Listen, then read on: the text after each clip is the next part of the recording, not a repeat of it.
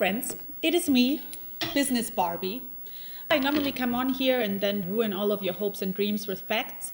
I thought today we do something different. Today we make some money together. Let me just say, I feel extremely uncomfortable mentioning real facts and figures of my business ventures because it's so braggy. It's such a thing to do. But I was made aware that I'm new to YouTube and I have to earn my credibility. And I understand that. So let's go with my last real estate project because those numbers are out there for you to look up. So you know that I'm not bullshitting you. And I do understand that there are enough gurus out there on the internet that try to sell you on techniques that they never successfully executed while having a rented Lambo in the back. I guess we all have our trust issues. Speed run through my last project so you understand why you have to pay attention to what you're doing now. I bought my last house for $240,000 in 2019. It was listed for $350,000 and it wasn't worth that. I went and toured it anyways, because even though you know it's not worth it, they will eventually arrive at that conclusion because the open market is the open market and it humbles you eventually. I toured the house, I wanted the house, I made an offer for $220,000. They thought I'm lowballing them, they were very offended, and I reached out to the owner directly because quite frankly, the real estate lady was a real bitch. And I told him that I will have an offer for him on the table for 5 months for $240,000 that he can take whenever he wants, because I was that confident that he will not be able to sell the house to anybody else for more. So I told him, take your time, have showings, see if you get any other offers. We ended up closing for $240,000 about 6 weeks later. Now we got the house. I optioned for $150,000 in a hard money loan at about 10%.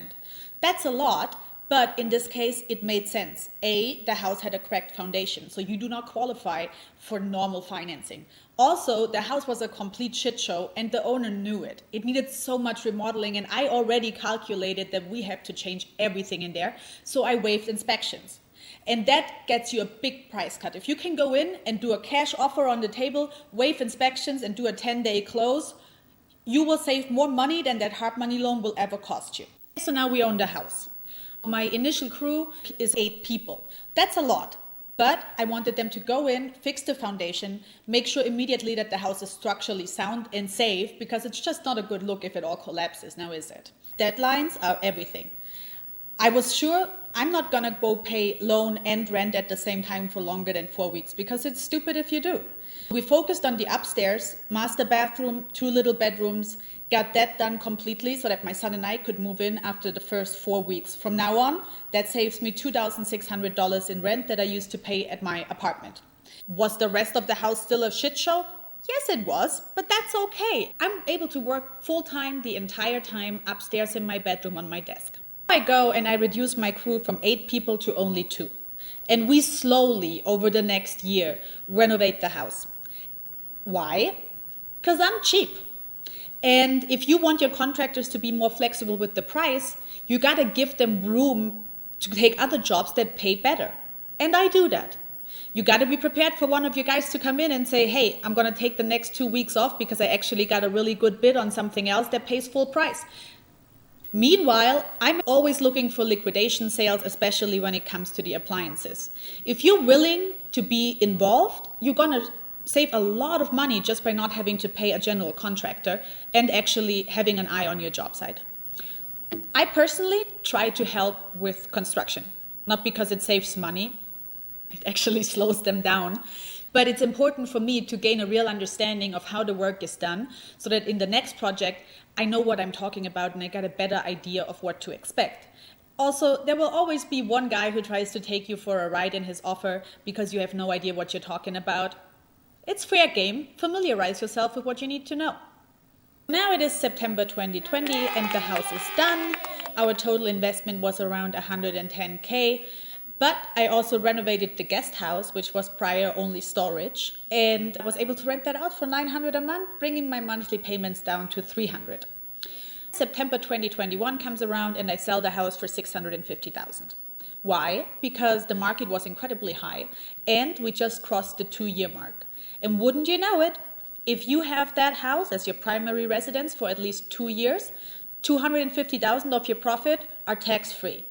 If you do have a significant other, it's actually 500,000, but in my case, I'm gonna go die alone. It's only 250. After I sold, I decided to rent a house because the market was very high in Vegas at the time. But I am looking now. Timing the market is not an exact science, but there are things that I look for. The most important being time on the market. How long is the average house in your price range and in your area on the market before it sells? And then you find the plateau. You do not go and start looking at houses when everybody is already panicking. You need a couple of weeks to A, get a feel for your local market, B, find a house you like. So obviously there are only two camps right now. One that says we're gonna have a big pullback in real estate and one that says it's gonna be stable and it's gonna stay up. I think that's BS and not possible. Let me show you why. We have a graph. Now let me come in here for a second and explain on a graph the relationship between the Fed rate and the real estate market. Okay. The orange line is the Fed interest rate. The blue line is the real estate cap rate, which means the profit that you get from your real estate when you're renting it out. You're looking for like a 5 to 6%. That's not great, but it was always better than nothing. And that's what the Fed offered for the longest time, nothing. But now that the Fed interest rate is so close to what you can expect from your real estate returns, why would you take that risk as an investor? You wouldn't. That's how we're going to see a lot of liquidation. It's going to happen all at once, and people are going to pile into government bonds instead. Now, I did not start out with houses that big. When I bought my first house 7 years ago, I had no idea how to even screw in a light bulb. So I bought something that was really tiny in a really bad part of town that I like to call Crackhead Central for $80,000. Start where you're comfortable. And it's okay to wing it in the beginning. There is a YouTube video out there for almost anything. Hey, you made it to the end of the video. Good for you, learning and stuff. As always, it is time for our public service announcement that has absolutely nothing to do with what we just talked about. It's just things that need saying. So here it is. For the love of God, stop driving in the left lane if you are on a little scenic round and you're going 5 miles under the speed limit. You're annoying everybody. Get yourself a bumper sticker that says, I love to travel with my cats. Stay in the right lane, do your thing, and let the grown-ups pass. There is so much about this topic that would need a deep dive and deserve more time. So just let me know in the comments what you would like to know more about, and I'll do my best to get back to you.